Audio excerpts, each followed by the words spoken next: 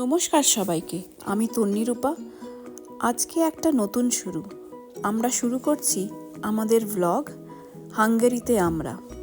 আমরা 2013 সাল থেকে হাঙ্গেরিতে ছোট্ট ছোট্ট করে নিজের জীবন গড়ে তুলেছি। আমাদের সাথে এখন আছে 4 মাসের একটা ছোট্ট বেবি।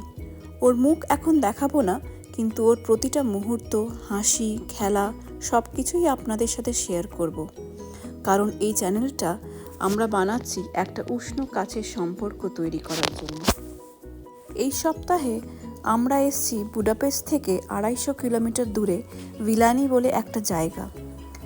দূরের আঙুরের সারি নরম ধোঁয়াশায় ঢেকে আছে, পুরো ফগি মর্নিং। আর এই বারান্দা থেকে, মানে ব্যালকনি থেকে সব কিছুই আরও শান্ত, আরও কোমল।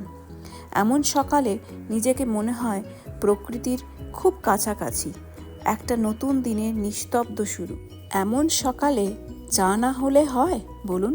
যতই বাইরে থাকি, চা না হলে, তার এক চুমুক না হলে সকালটা যেন শুরুই হতে চায় না।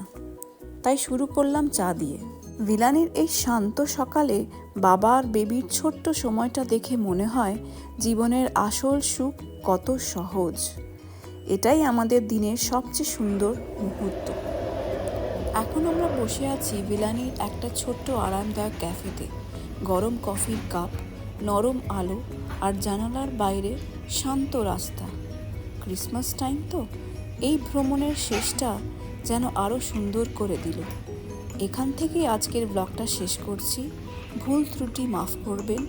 আমরা খুব ধীরে ধীরে আমাদের হাঙ্গেরির জীবন, আমাদের পরিবার আর এই নতুন যাত্রার গল্পগুলো আপনাদের সাথে শেয়ার করব। এখানে কেমন থাকি, কেমন জীবনযাপন, প্রতিটা মুহূর্ত। আপনারা পাশে থাকলে এই যাত্রা আরও উষ্ণ হয়ে উঠবে। সবাইকে ধন্যবাদ। যদি ব্লগটা ভালো লাগে তাহলে লাইক করবেন, শেয়ার করবেন, সাবস্ক্রাইব করবেন। খুব ভালো থাকবেন, আরামে থাকবেন, সুস্থ থাকবেন, আনন্দে থাকবেন। ধন্যবাদ।